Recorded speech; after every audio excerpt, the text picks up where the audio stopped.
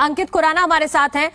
खुराना जी, आपको क्या लग रहा है, खासतौर पर युवाओं के अगर नजरिए से हम देखते हैं, स्टार्टअप को बढ़ावा देना, एमएसएमई के लिए भी बजट इस बार बढ़ाया गया है?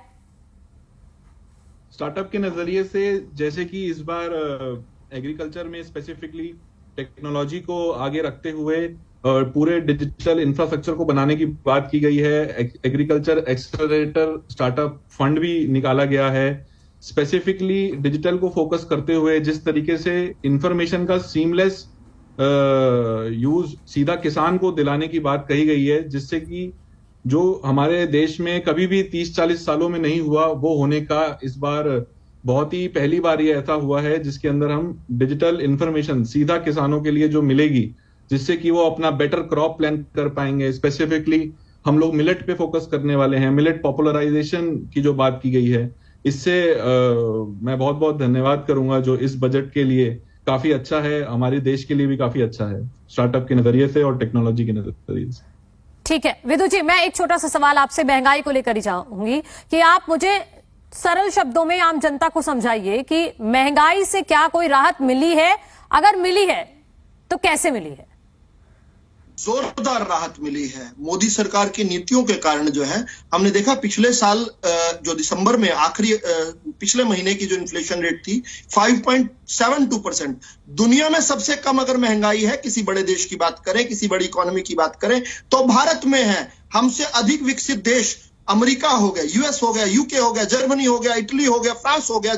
किस प्रकार से उनकी एक बार इन्फ्लेशन रेट देखिए, तुलना कीजिए किस प्रकार से। पाकिस्तान जो राहुल गांधी जी का फेवरेट देश है, उसकी इन्फ्लेशन रेट देखिए क्या है।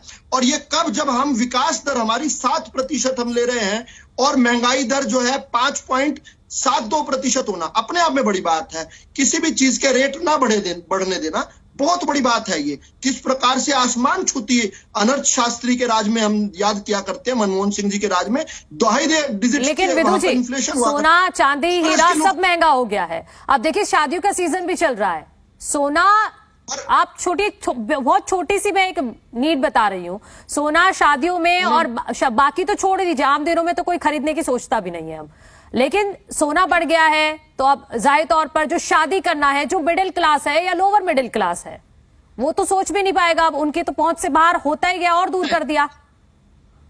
ये गलत विश्लेषण है, माफी चाहूंगा ये कहने के लिए, लेकिन ये गलत विश्लेषण है, क्योंकि सोना नहीं बढ़ा है। सोने के तो जो है सोना नहीं बढ़ा है। जो सोने के जो ऑर्नामेंट्स होते थे, जिसमें प्लैटिनम और सिल्वर का जो वो जो यूं कहें, आसान शब्दों में कहें तो जो एलॉय मिक्सचर हुआ करता था, उसमें बढ़ाई इसलिए की गई क्योंकि वो बहुत हद तक एक्सपोर्ट से आया करता था।